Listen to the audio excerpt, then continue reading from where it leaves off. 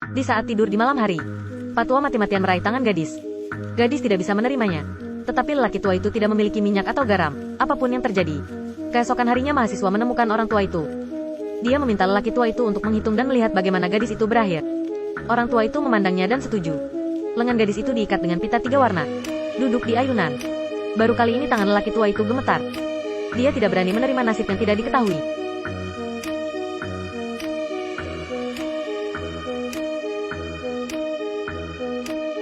Mahasiswa melompat turun untuk menjemput gadis itu.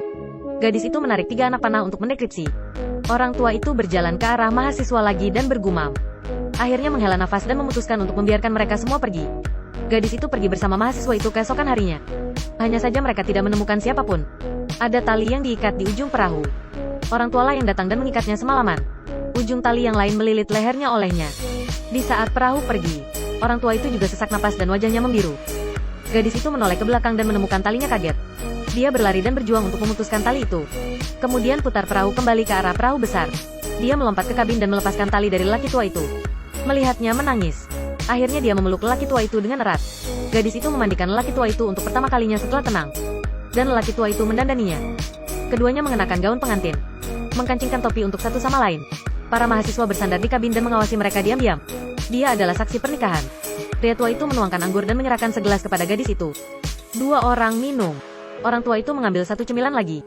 Gadis itu mengambil alih dan memakan cemilan itu. Mereka naik ke kapal untuk langkah terakhir pernikahan. Orang tua itu melepas gaun pengantin gadis itu. Gadis berbaju putih tersenyum pada orang tua. Kemudian lelaki tua itu memainkan alat musik dan gadis itu tertidur. Pria tua itu menatap gadis itu dengan perasaan campur aduk. Dia mengambil busurnya dan menembakkan panah ke langit dan kemudian perahu bergoyang dan mendekati perahu besar. Mahasiswa mengangkat gadis. 2 orang berlayar dengan perahu. Cerita berakhir di sini. The Bow dirilis pada tahun 2005. Douban mencetak 7,7 poin. Gadis terjebak di kapal selama 10 tahun. Tetapi hatinya selalu bebas. Akhirnya, kembali dan selesaikan keinginan orang tua itu. Itu juga rekonsiliasi dia dengan dirinya sendiri. Kekuatan dan keindahan itu seperti busur yang rapat. Aku ingin seperti ini sampai akhir hayatku.